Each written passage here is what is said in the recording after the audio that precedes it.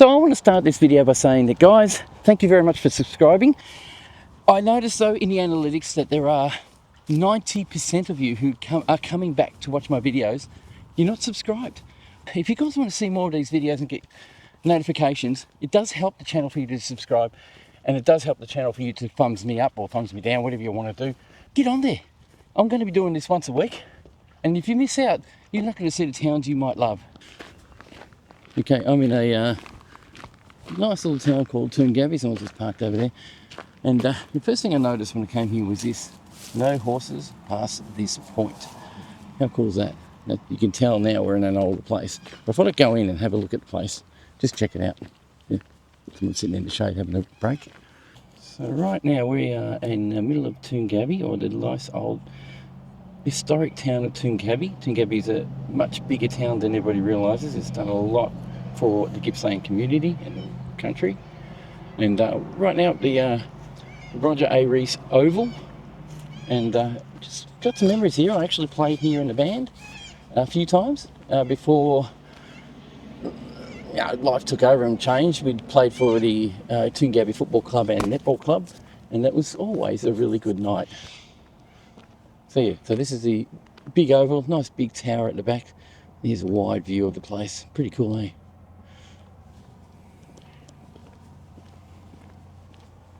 So Toongabbie is a historic little town, and I'm going to leave my car here in this car park, go for a wander across the walk tracks that we've got here, just see what I can find, see what I can see. If you guys haven't seen this channel before, I like to go to towns that I haven't visited and actually walk through and checked out and see what I have in my region of the world, and it's quite eye-opening, I can tell you. Now, I'm not a historian. I'm coming here to learn about the history of the place, and I'm learn from what's around, the signage, the area, the buildings, things like that. Hopefully people are interested in following me. If you are, please do. What I usually do is just go down one side, see what's written and what's there, and then down the other side to see what's written and what's there. Okay, so our starting point today is the Toongabbie District Riders Club, Toongabbie District Pony Club. Toongabbie was an important town that acted as a supply depot en route to Walhalla goldfields. Initially, goods were transported between Toongabbie and Walhalla by horse and by mule and by any means to get it up there for the goldfields. Toongabbie's carrying industry boomed as well. The advent of the railways in 1870 and 1880s, transporting of all goods into Toongabbie was mostly by train, then via carriers to Walhalla. Walhalla then decided that a railway direct to Walhalla was needed and decided that Maui would be the starting point. This was bad news for Toongabbie, which over the coming years saw many local carriers selling their horses and leaving. Alright, we've got a mower guy. Looks like getting some maintenance work done, so I'll hopefully he'll be out of the way when we start.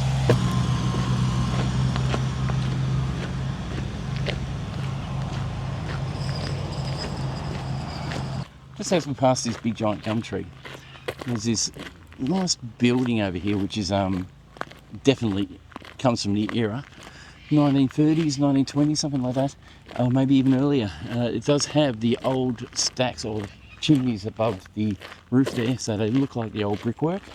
So the house has been obviously maintained well and looked after. Beautiful.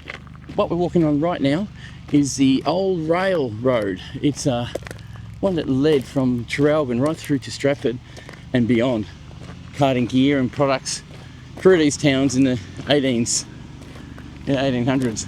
Now you can ride these trails to Ned Stringer Memorial, Howard Street. I'm going to go visit the Ned Stringer Memorial, Howard Street. I'll see what the significance of Ned Stringer is and hopefully get some information from that. This erected by the Shire of Rosedale to the memory of Ned Stringer, 1819 to 1863, who discovered gold at Walhalla in 1862. He died at Toongabbie in 1863 and was buried here, the 2nd of the 10th, 1863. His remains were reinterred in the Toongabbie Cemetery in the 15th of the 3rd, 1892. This plaque was unveiled in 1970. So he was buried here originally. And look at this, I'm going to go to the Toongabbie Cemetery and we'll check out, see where he's buried there. Okie dokie, we are at the Toongabbie Cemetery. Let's go see if we can find Stringer's grave site. Now, is it going to be the big one, most expensive one, or is it just going to be a standard one? Let's have a look. Mary Castine. I don't know if there'll be a sign or a plaque saying where it is, but I'm going to hunt it down. Agnes Mabel. Alright, as soon as I find it, I'll show it to you. I'm yet to find it. I guess looking for the oldest one here. Yeah, I think I'll go to the oldest side of the cemetery and see if I can find it. It should be, what I can tell, down here. Let's have a look. I thought it's maybe down here. What, 1906, there you go. So that's an old gravesite, stone. 1906, Soren Christensen. 1826, wow, that's way back. 1905, sorry. Ian Mitchell, who's this? Marianne Alexander Robert Ernst. Okay, not yet. We'll keep hunting. Being that he had discovered gold in Walhalla, you would suggest that he's a rich man. This is what I'm thinking. Now, you know, I've been walking around here for about 10 minutes, maybe 15, and I had to try and find some photographs. I could not find it anywhere. I was looking for a Ned Stringer, and I thought to myself, maybe Ned's short for Edward, so I'll look for Edward Stringer, and sure enough, here it is. Edward Stringer of gold, discoverer of gold at Walhalla, December 1862, died in Toongabbie, 1863. Oh wow, he discovered the gold and died the next year. I didn't realise that. So this is it. If you want to find Edward Stringer's, the original discoverer of gold in Walhalla, this is where he's been buried. So if you want to try and find Edward Stringer's grave, there's a memorial, there's a memorial wall here, and there's a little like a garden path that goes up, and head up to the end of the garden path before there's any seating, turn right, head down, you'll see these wooden poles, which looks like it was once a gate. Edward Stringer is on C of E in the C section, and over here. So now if you think about it though, Edward Stringer, there wouldn't be a Walhalla now if there wasn't an Edward Stringer to discover gold there. Amazing. Well done, mate. So that's it. Now I did hear a story about this house here. The spire on top was put there later on in life.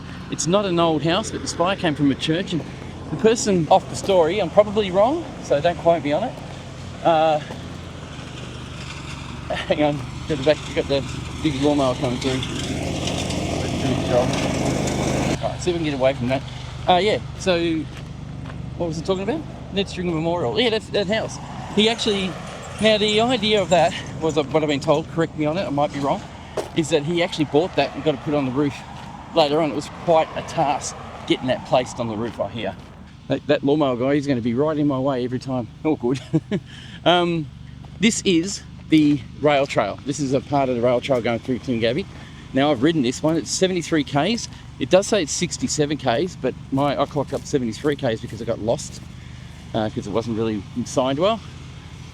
When I rode the trail, I took a train up to Stratford here, and I rode the rail trail all the way back to Traralgon, and it was an experience, I can tell you, and I will do that one day again when I get my health back, get my shoulder fixed, and go from there. Look at this, all these trees and stuff, all cool.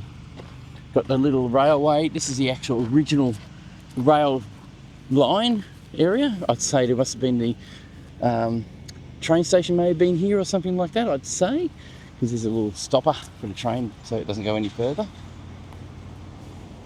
I find this very interesting. These are the water main. It's Tyers and Glengarry Waterworks Trust water main, depth 2 feet. The Emergency Contact Trust, Traralgon. Now that phone number, we don't use those anymore. Quite old.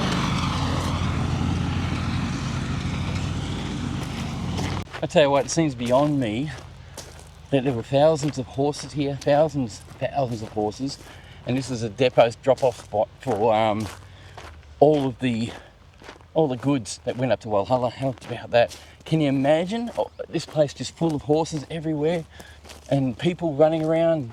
This place would have had blacksmiths flat out, leather workers, people getting ready and actually working to get product up to the goldfields in Walhalla. Very interesting, I'd say. Now, if you haven't seen my Walhalla video, I did an old one. I'll leave a link here. I'm going back there very soon to rekindle that and have a look, because I really love Walhalla. It's probably my favourite town to go to and visit because of the history and the quality of the repairs that they did and the restructure they did over there. It's really quite good. Where I'm heading to now is what looks like the old mound where the train station must have sat. So we'll go and have a look at that. So that looks like the mound there. And I'll go and have a look. There's a little history sign there. We'll have a read what that says. Okay, so it is. It's a Toongabbie railway station. The Traralgon to Hayfield railway line was officially opened in the 13th of November. Was officially opened on the 13th of November 1883. The state school, the police station, was to be relocated when the line was built through the town. Goods for Walhalla came through by rail to Toongabbie. They were then carted to the Gold City in the hills by wagon. A large freight shed platform was built early 1884 to accommodate this flow. So this is the mound. Here's a nice photo of what it actually looked like many years ago. And I believe it was only closed in 1978. That's what I think it was. 1978 it was closed. And I think the building stayed here for quite some time after that. And we do have railway stations still up and running in our towns, and they look great.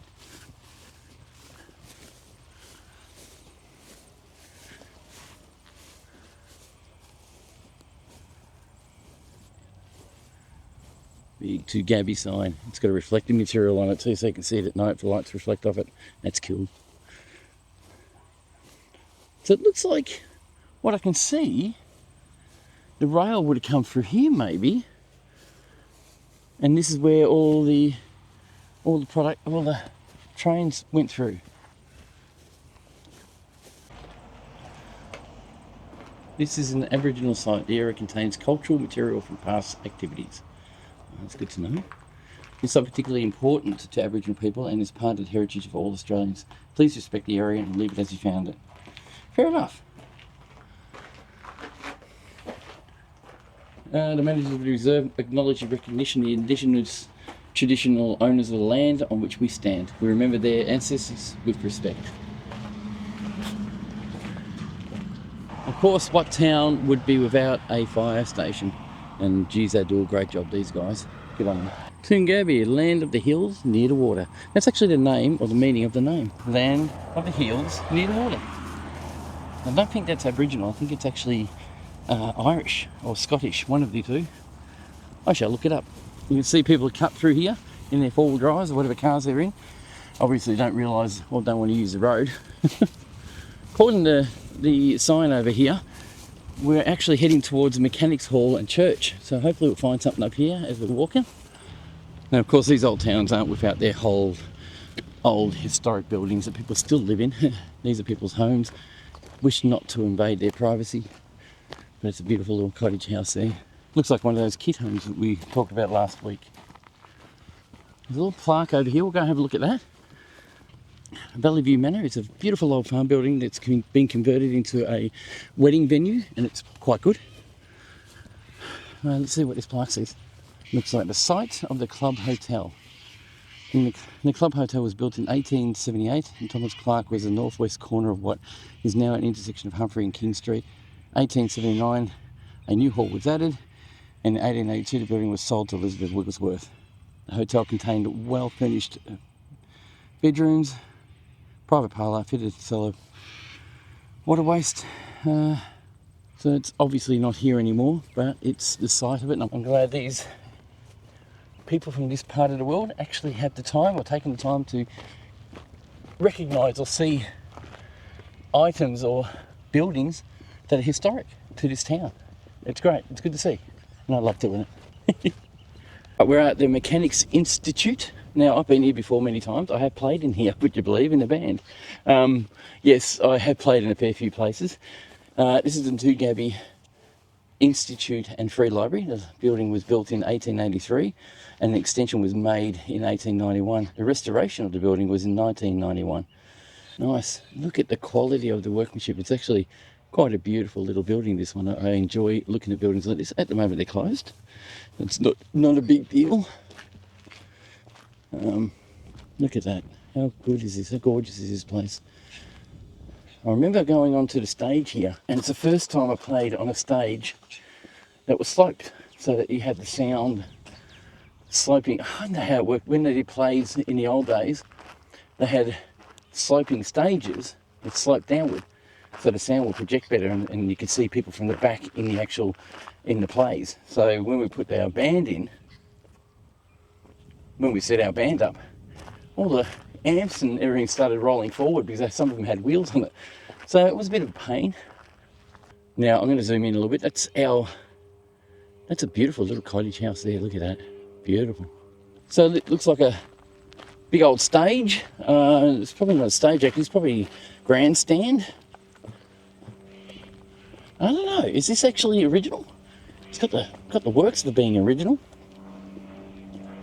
So yeah, so this nice little grandstand is for a cricket oval. This is really what you commemorate, or what you see as an English style cricket grandstand, because we are standing on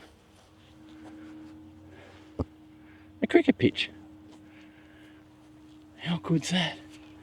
And they maintain it obviously like the cricket, and it just looks awesome. Looks like I can see over in the corners there to put rocks all along there.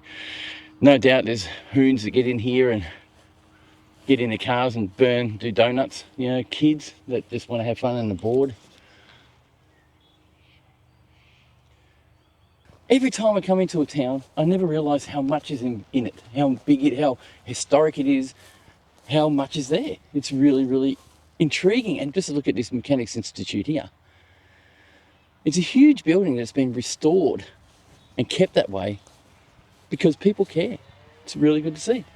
Without any more ado, every time we go to a town, we always visit a war memorial. This pin oak tree was planted to commemorate the 70th Jubilee of Her Majesty Queen Elizabeth, the second Queen of Australia, on the 4th of September 2022 by the Latrobe City Mayor.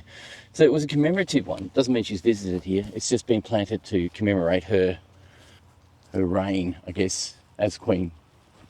Dedicated to men and women who have served in Australia, Boer War, China War, Korean War, Malayan Emergency, Vietnam War, Indonesia, Iraq, Afghanistan, Gulf War, all peacekeeping operations, lest we forget.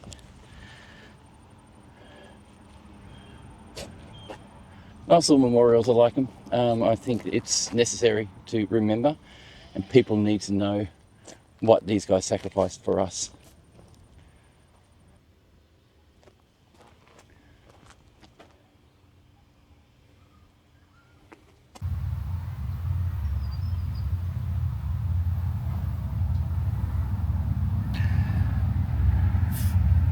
Of course, you walk through people's towns, and it is small, so people know each other around here. And they see someone like me walking around, it's fine. I think they're happy with it. Look at this building.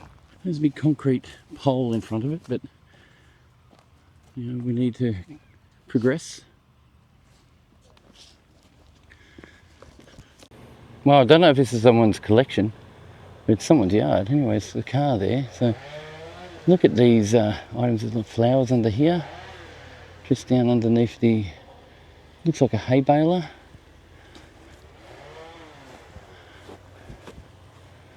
Another plough. What have we got over here? Hay baler. I guess it's another picker or a hay baler. Nice little windmill. It's still nicely turning and operational. How cool. There is a car here, and I think there's someone who owns this place. Which is great. Why would you put this here if you didn't want people to see it? Look at this big old machine. No motor in it, it's pretty gutted. But still pretty cool.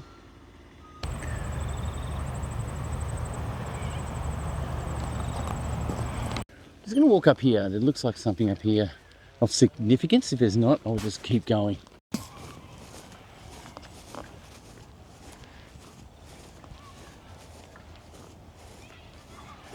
I'm sure there was a ghost standing in the doorway there. Okay, I'm heading down there to the front of the school here. I believe this is the oldest, one of the oldest schools in Gippsland. Sure enough, it is. It's 150 years old. When was that? That was in Toongabbie Primary School. 1866 it was established. How about that? Nice. Have we got an old building here? This is the other question. I know, I'm going to say this. This is the town which has the most old houses that are actually original. None of them have been molested or taken out. It's just intriguing how these houses have stood up to the time. I've been talking to people, have been messaging me, telling me some of the history of these towns I'm going to, and that's absolutely awesome, guys. Thank you very much. Please keep doing it. I might be filming what I see, and there's obviously a lot more going on that I don't see. And you guys, if you live in the areas or been there or grew up there, please comment. Make sure that the people watching this video can actually read the comments and see what the place is about. And you are the only one that can tell the history because you've lived in it. This place has a big sign at the front gate there saying the barn. And it looks old. It's got like a mud brick looking brickwork. Looks really cool. And of course you've got this one. What's this one? This one says 5 Oaks.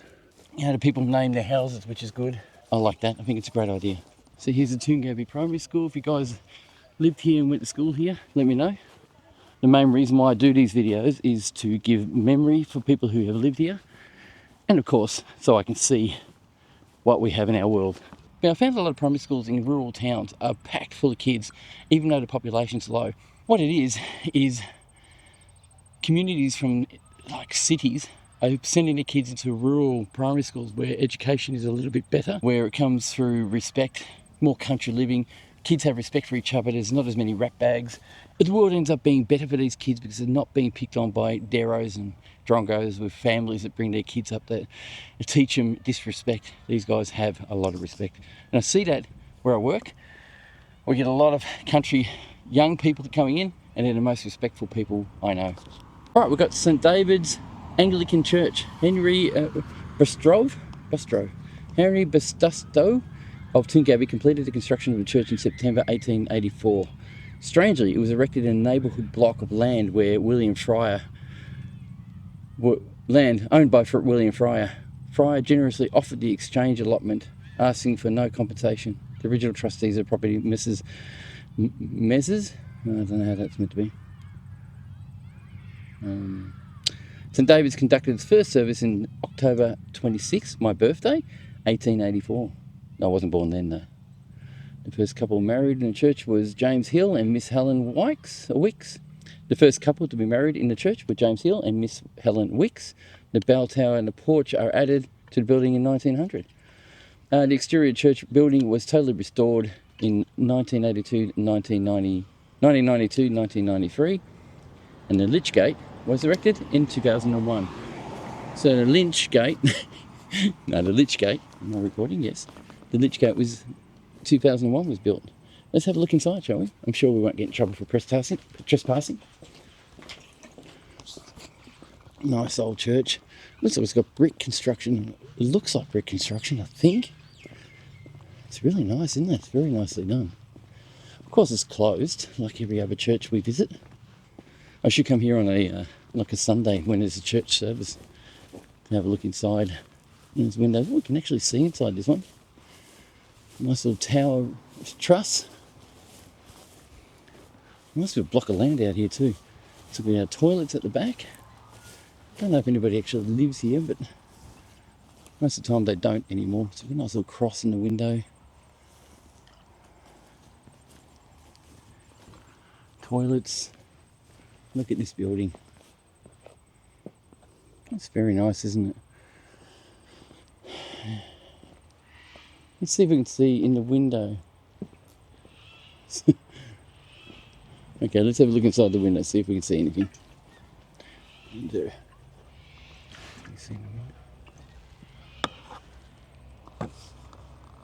Yeah, we've got a lot of reflection, I'm sorry.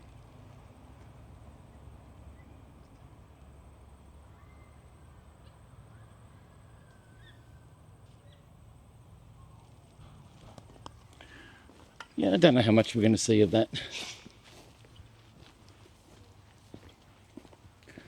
Yes, they've got, is it brick?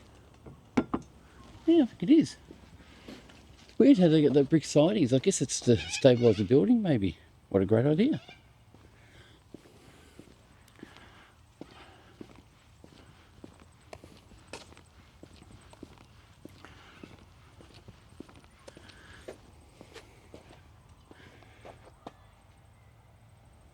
What a wicked little building. How cool is that? I probably shouldn't have said wicked, eh?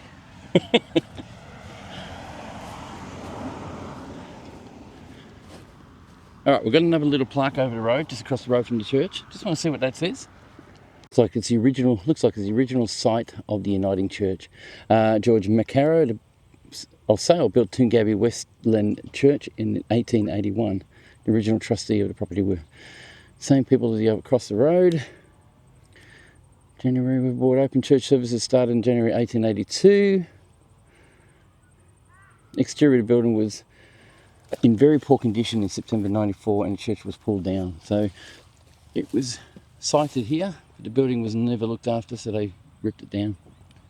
Alright, heading back to my car. There's a general store up here I want to have a quick look at and go from there. So over here, guys, you can see the Toongabbie general store. I can't say, or no, I don't know when this was established. There's probably a plaque here, but I can't see one. If I do find out when it was built and how long it's been here, I will post it on the video. This plaque here is the Victoria's 150th anniversary. This plaque was unveiled at E.R. Scott to Toongabbie on 18th of March 1895 to commemorate the reenactment of the stagecoach pack train journey between Port Albert and Walhalla. I wonder if there's any footage of that. Wouldn't that be cool?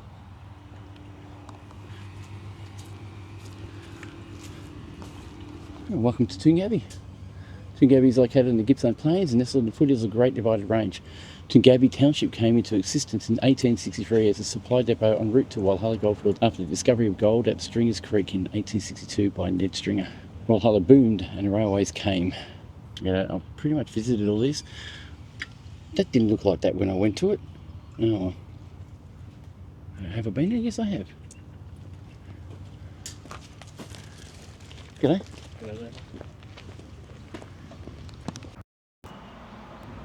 Look at that, Toongabbie General Store. This is all new here. They obviously decided to get a post office in this town. This town is growing slowly, but not exponentially, but not like, you know, Glengarry. But it's all kind of newish for me. I haven't seen it really. Now that general store is the popular drop-off point for people passing through, people, tourists, bike riders, people like me, and yeah, they seem to be doing pretty good business for a while. They serve up petrol, alcohol, they have food, on hot food, things like that. I haven't had breakfast. Alright, let's see what this one says. Okay, this is the Toongabbie Hotel, a site for the Toongabbie Hotel. In 1866, Hawaiian merchant H.W. Stead established the Albion Hotel on this site, engaging Robert Morgans as publican. McDonald's sold out to Selector and carried James Slater in 1875.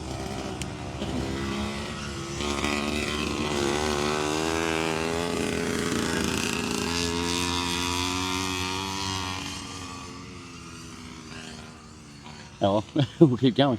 McDonald's sold out in the carrier James Slater in 1875. Slater doubled the size of the hotel to 18 rooms, built stockyards and large halls, moved to the old school from the railway station yard site to use a pool room and develop his establishment in an important coach depot en route to Walhalla. I would love to get a metal detector out and detect the grounds over there. How cool would that be? Guy in his tractor going to get some lunch. Alright, let's see what else we have here. Just walking through, I just noticed this big flagpole here, and it looks like a bit of a memorial. It's Toongabbie Rose Garden, officially opened in 1999. How about that?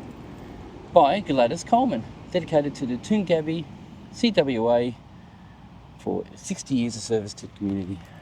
Okay, there was a few memorials in the garden to remember people who have served and helped with the community, and it's quite refreshing to see that. As I was explaining to you guys before, we do have a rail trail. This rail trail stems from Traralgon right through to Stratford and beyond. It's actually going from here to using the old rail line all the way to Lakes Entrance. So if you guys want to get on the trail, have a look at the beautiful plains we have here and the mountains and hills. Check it out. It's absolutely beautiful. I did 73 Ks on it, and I wish I did more. When my fitness gets back, I'll be back on it, doing it again. As I'm walking through these towns, I'm seeing all these beautiful little cottage houses. They're beautiful. Love to own one, love to be one. They are a bit of maintenance, but they're beautiful to live in. If you own one of these houses, good on you. They're getting rarer and rarer. Look after it. It's a good thing. So guys, thank you very much for watching. Thank you for subscribing. Thank you for being part of this channel. And I hope I brought some memories back from some of you. And I hope I'm going to bring back more memories. So if you'd like it, please subscribe. And you'll get notified when the next video goes up, which is normally once a week.